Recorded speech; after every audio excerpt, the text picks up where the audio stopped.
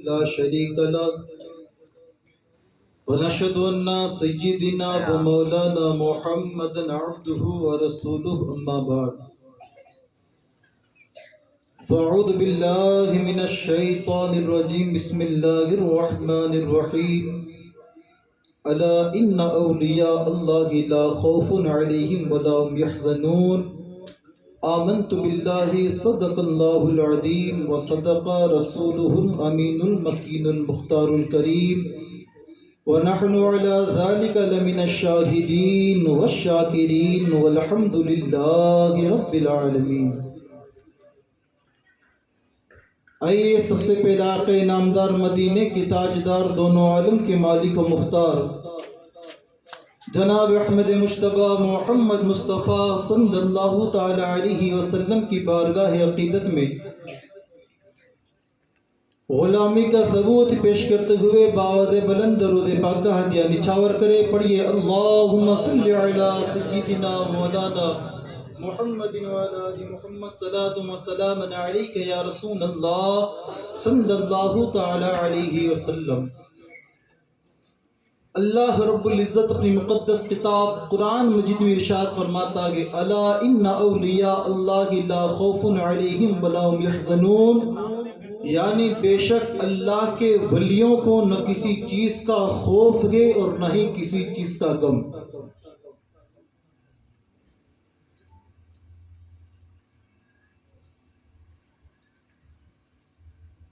ادب سے گزارش کی جاتی کہ جو حضرات ادھر ادھر بیٹھیں گے وہ محفل میں سامنے تشریف لے آئیں۔ ادب سے گزارش کی جاتی ہے محفل میں سامنے آ کر تشریف لائیں۔ درود پاک پڑھ اللہم صلی علی سیدنا مولانا محمد وعلی آل محمد صلاۃ و سلام علیک یا رسول اللہ صلی اللہ تعالی علیہ وسلم۔ اللہ رب العزت کا صد بار احسان ہے کہ اس نے ہمیں انسان بنایا، یہ صد بار احسان ہے اس کا۔ اب جس طرح اس نے ہمیں انسان بنایا تو ایک جماعت ایسی بھی ہے جسے ہم اولیاء اللہ کے نام سے جانتے اور مانتے ہیں، تو یہ وہ جماعت ہے جن کے بارے میں قرآن میں خود رب فرماتا ہے کہ یہ وہ بندے ہیں جنہیں دنیا میں کسی چیز کا خوف ہے اور نہ کسی چیز کا غم۔ تو بطور ظاہر اگر انسان اس بات کو اپنے دماغ میں لائے اور سوال کرتا کہ مولا آخر جو بندے تیرے ہیں جنہیں کسی چیز کا کوئی خوف نہیں اور کسی چیز کا کوئی غم نہیں، مولا ہم بھی تو تیرے ہی بندے ہیں، جس طرح ان کے پاس جسم کے تمام اعضاء ہیں ہمارے پاس بھی ویسے ہی تمام اعضاء ہیں، جس طرح وہ کھانا کھاتے ہیں ہم بھی کھانا کھاتے ہیں، جس طرح وہ اپنی زندگی بسر کرتے ہیں ہم بھی اپنی زندگی ایسے ہی بسر کرتے ہیں۔ مولا تو پھر وہ کون ذات ہے کہ جس کو دنیا میں ذرہ برابر کوئی خوف نہیں اور ایک ہم ہے جو ہر چیز سے لرز پر اور ہر چیز سے ہم ہمیشہ لرزتے ہیں، یعنی ڈر ڈر کر اپنی زندگی گزارتے ہیں۔ تو جب انسان نے اس بات کو دیکھا اور جب ایسے اولیاء اللہ کی زندگی کا مطالعہ کیا، پڑھا، تو پتہ چلا یہ وہ جماعت ہے، ہاں وہ ہماری طرح انسان ہی ہے لیکن وہ اللہ کی عبادت میں اتنے مصروف ہو گئے، اللہ کے نزدیک اتنے ہو گئے، اللہ نے ایسے بندے کو اپنا قرب خاص عطا کر دیا۔ اور جب یہ بندے اللہ کے قرب خاص میں داخل ہو گئے تو پھر ایسے بندوں کے لیے قرآن میں یہ آیت نازل فرمائی کہ یہ وہ جماعت ہے نہ دنیا میں کسی چیز کا خوف رکھتی ہے اور نہ کسی چیز کا غم کرتی ہے۔ اور جب لوگ ایسے لوگوں سے وابستہ ہوتے ہیں عام انسان، تو دنیا اللہ ایسے وابستہ ہونے والوں کی آخرت بھی سنوار دیتا ہے۔ آپ نے نام سنا ہوگا حضرت رابعہ بصریہ، کہتے کہ ایک مرتبہ حضرت رابعہ بصریہ اپنے حجرے میں تھی اور ایک چور آیا چوری کرنے کی غرض سے۔ بند کر دینا۔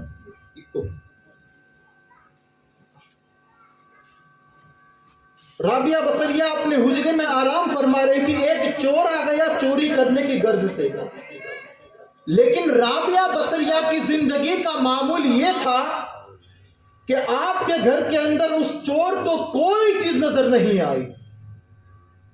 تو رابعہ بصریہ نے جب اس چور پر نگاہ ڈالی تو کہا، اے آنے والے شخص، تو میرے گھر کے اندر داخل تو ہو گیا، اب چوری کی غرض سے آیا تھا لیکن تجھے کوئی سامان نہ ملا۔ تو چور نے کہا، اے خاتون، یقیناً میں چوری کی غرض سے آیا تھا لیکن میرے ہاتھ کچھ نہ لگا۔ رابعہ نے کہا، ایک کام کر، ایسے ہی نہ جا، اگر تو کچھ چاہتا ہے کہ تجھے کچھ مل جائے جس طرح میں کہتی ہوں تو ایسا ہی کام کر۔ اب چور نے کہا، جب آیا ہوں تو اتنا ہی کام ضرور کر لوں گا۔ رابعہ بصریہ نے فرمایا کہ سب سے پہلے وضو کر، اور وضو کر کر 2 رکعت نفل نماز ادا کر، نماز پڑھ۔ چور نے کہا، اے خاتون، میں چوری کی غرض سے آیا ہوں اور بھلا مجھے نماز کے لیے دعوت دے رہی ہے؟ کہا، نماز تو پڑھ، جس مقصد کے لیے آیا تھا تیرا مقصد پورا ہوگا۔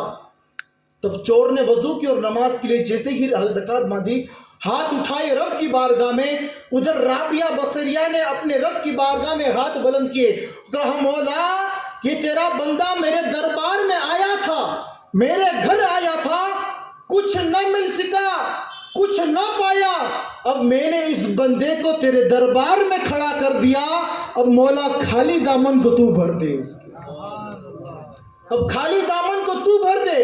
اب رابعہ بصریہ کا دعا کرنا تھا کہ اللہ نے حضرت رابعہ بصریہ کی دعا قبول کی۔ کیا رابعہ بصریہ فرماتی ہے کہ تہائی رات، آدھی رات ہو گئی لیکن پھر بھی وہ بندہ حالت سجدے میں گئے، حالت سجدے میں۔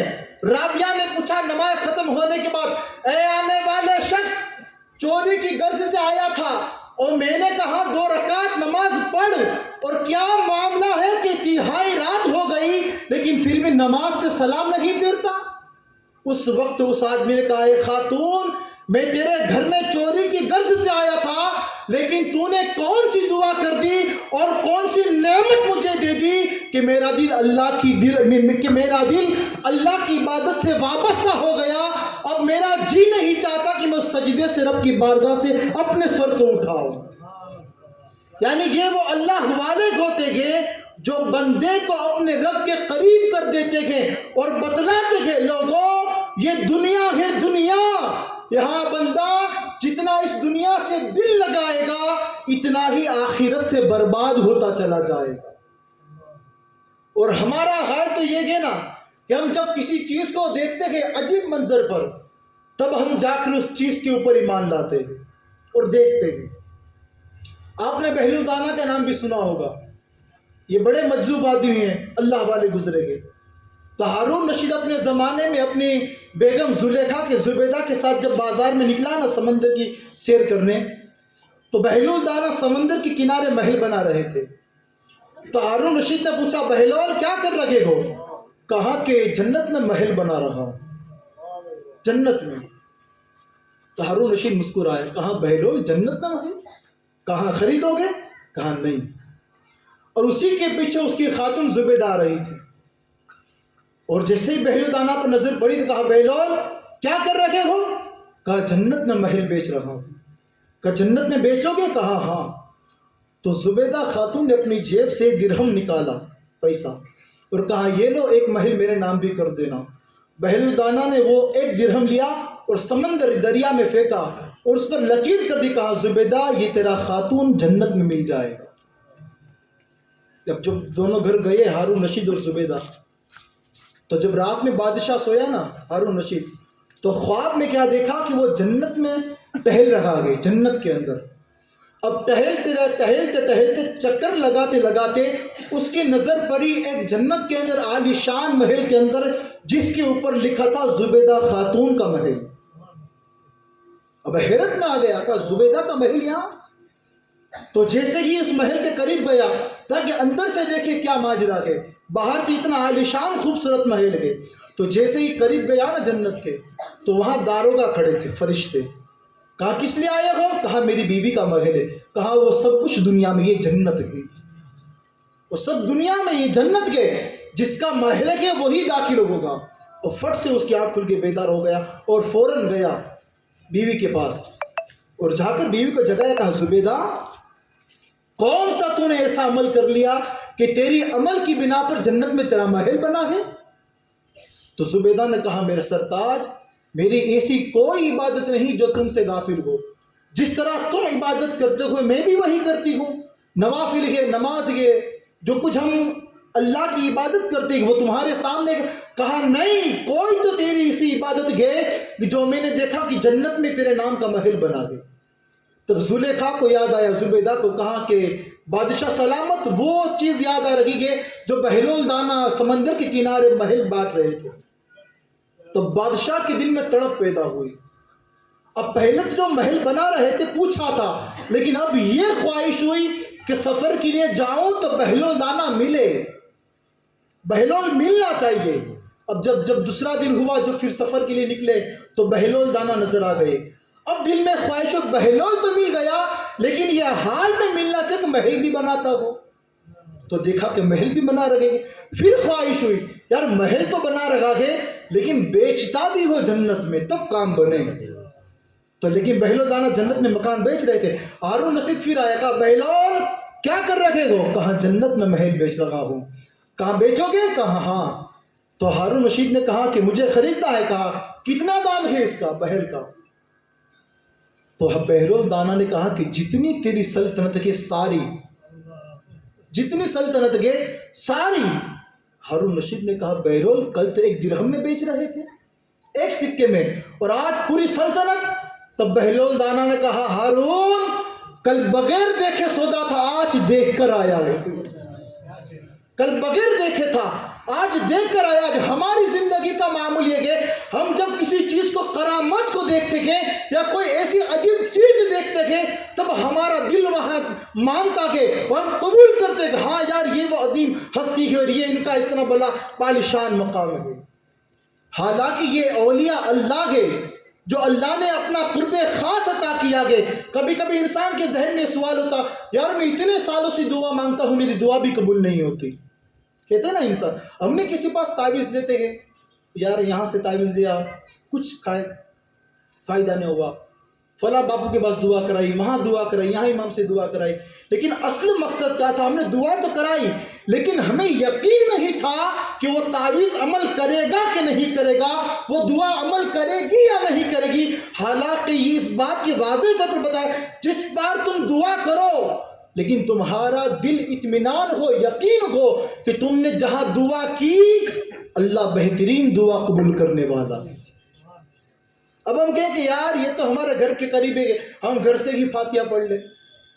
قرآن میں اس کا ذکر کہ حضرت زکریا رضی اللہ تعالیٰ نے اپنے نام سنا ہوگا، جب بڑی عمر ہو گئی رب سے بار بار دعا کرتے مولا اولاد عطا کر، اولاد عطا کر، کوئی اولاد نہیں.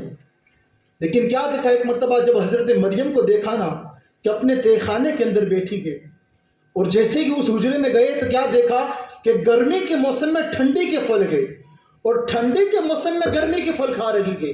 تو مریم سے کہا مریم یہ بغیر موسم کے پھل کہاں سے لاتی ہو؟ تو حضرت مریم نے کہا کہ زکریا میرا رب مجھے پھل دے رہا، میرا رب مجھے دے رہا ہے. تو کہا اچھا، کہاں؟ تو دل میں خیال پیدا ہوا اور گئے اس حجرے کے اندر جہاں حضرت مریم رہتی تھی اور دعا کے لیے ہاتھ اٹھائے. مولا جب مریم کو بغیر موسم کے پھل دے سکتا ہے تو زکریا اپنی آدھی عمر گزر چکا ہے، میری آدھی عمر بیت چکی، اب میرے پاس اولاد کے لیے کوئی پھل نہیں. مولا میں تجھ سے دعا کرتا ہوں میرے نصیب میں بہترین اولاد نصیب فرما. اب جب دعا کی نا تو اللہ نے وہ دعا کو قبول بھی کیا اور اولاد سے نوازا بھی، اور اولاد ہی نہیں بلکہ رب نے نام بھی دیا، اے زکریا جو میں نے تمہیں بیٹا عطا کیا ہے اس کا نام یحییٰ رکھنا. اور یحییٰ ہی نہیں بلکہ اللہ نے انہیں نبوت کی بشارت سے بھی نواز دیا. تو پتا چلا جب دعا ایسے قبول نہ ہو تو ایسے اولیاء اللہ کے مزاروں پر حاضر دیتے گئے، اللہ ان کے صدقے میں ہمارے بگڑے کام آسان کر دیتا ہے. یہ عظیم ہستی ہے. آپ جب تاریخ کا مطالعہ کر آپ کو پتا چلے گا سرکار سید نظر شہید بابا آپ کی عمر غالباً 10 یا 12 سال کی عمر کے اندر آپ نے شہادت کا جام نصیب فرمایا. 10 یا 12 سال کی یعنی بالکل بچپنا تھا آپ کا, بچپن کی عمر میں. تاریخ میں روایت میں لکھا آپ دیکھیں اسی مہینے کی 3 تاریخ ہے آج جمادی الاخری, اور اسی مہینے کی 7 تاریخ ہے 3 دن بعد پھر 54 شہید بابا کو عرص مبارک بھی آ رہا ہے. یعنی یہ پوری جماعت اللہ والوں کی اس سرزمین اونا میں آپ نے شہادت کا جام نصیب فرمایا. یعنی یہ ہمیں تواریخ اس طرح انداز دیتی ہے جس طرح 54 شہید بابا یعنی بالکل یعنی تمام کے تمام اولیاء 54 جتنے شہداء کرام شہید ہوئے آپ سے کچھ دن پہلے سرکار نظر شہید بابا بھی آپ نے بھی شہادت کا جام نصیب فرمایا. یعنی یہ اولیاء اللہ شہید ہوئے کس لیے؟ اللہ رسول کی دین کی خاطر, تاکہ لوگوں کو دین پہنچایا جائے اور لوگوں کو اسلام کی دعوت دی جائے. یہ دین ہم تک ایسے ہی بڑی آسانی سے نہیں پہنچا, بڑی قربانیاں پیش کی ہے اللہ والوں نے اس کے درمیان. اور ہمارے معاشرے کا حال تو یہ ہے نا, میری عادت یہ میں اکثر ہماری سماج کے اوپر میں ضرور بولتا ہوں, آج ہماری قوم نے ایسے بزرگان دین اور اولیاء اللہ کی زندگی کو ہم نے پڑھا نہیں ہے, ہم نے مطالعہ بھی نہیں کیا, اور ہم نے ایسے اولیاء اللہ پر ایسی عقیدت باندھی, ایسا علم ہم نے باندھا کہ کبھی انہوں نے اپنے ظاہری زندگی میں لوگوں کو اس چیز کی دعوت بھی نہیں دی تھی. ایک یہ ہوتا ہے کہ اللہ جب بندوں کو اپنا قرب حاصل کرتا ہے تو عام انسان اس سے نہیں پہچان سکتا ہے کہ بندہ اللہ والا ہے یا نہیں, حالانکہ ان کی رہنے کی زندگی کا الگ مقصد ہوتا ہے. یہ لوگوں سے بالکل الگ تھلگ ہوتے ہیں, ان کے کپڑے بکھرے ہوئے, بال بکھرے ہوئے, اور یہ اپنی زندگی کے اندر لوگوں سے کوئی دل نہیں لگاتے, انہیں صرف اپنے رب کی ذات پر دل لگانا ہے اور اپنے رب کو راضی کرتے ہیں. لیکن ہم نے جن لوگوں کا آج بڑے پیمانے پر کہا ہے نا یار فلاں بندہ اللہ والا, ہو سکتا ہے اسے اعتراض نہیں ہے, لیکن جو بندہ اللہ رسول کا ہوتا ہے نا وہ کبھی شریعت کے خلاف کوئی کام نہیں کرتا.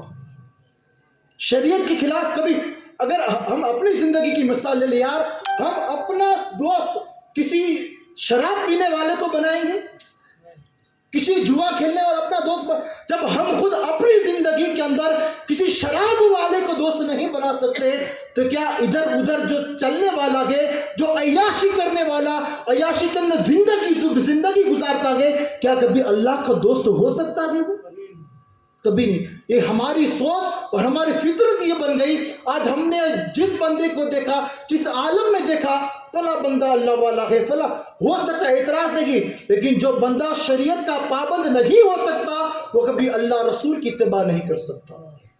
ہماری زندگی میں ہم نے یہ بھی موڑ دیکھے, ہم نے اولیاء اللہ سے اتنا دل لگایا, عبادت الگ ہے, دعائیں الگ ہے, دل لگانا الگ بات ہے, لیکن ہم ایسی منتیں مانتے گئے کہ کبھی کبھی لوگ کیا من دیا, فلاں جگہ ایک درگاہ ہے مجھے چل کے وہاں تک جانا ہے پیدل. یار ہمیں تو ہمارا دین مذہب اسلام تو اس بات سے بھی روکتا ہے اپنے جسم کو تکلیف نہ دو, اپنے جسم کو. اور یہ جو اللہ والے, یہ سرکار نظر شہید بابا یا دیگر اولیاء اللہ کیا کبھی اس بات سے راضی ہوں گے کہ ان کے دربار میں آنے والا کوئی بھی بندہ بڑی مصیبت اور تکلیف کے بعد آ جائے؟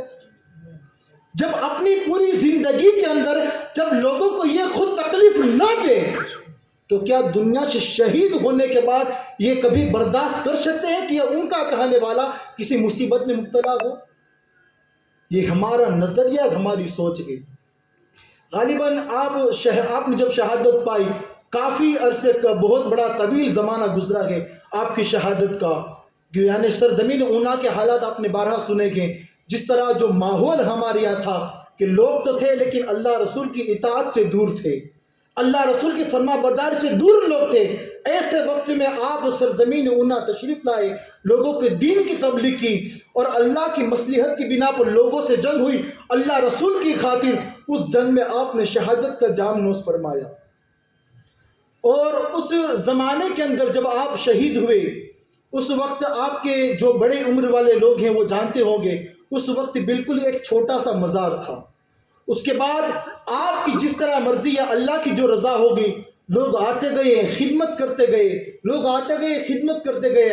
آج یہ پورا عالیشان جو پنڈال نظر آتا ہے، یہ سمجھو آپ کے خدمت گاروں نے یہ آپ کی خدمت کی بنا پر آپ کے لوگوں کے سامنے پیش کیا اور بڑی قربانیاں پیش کی ہے.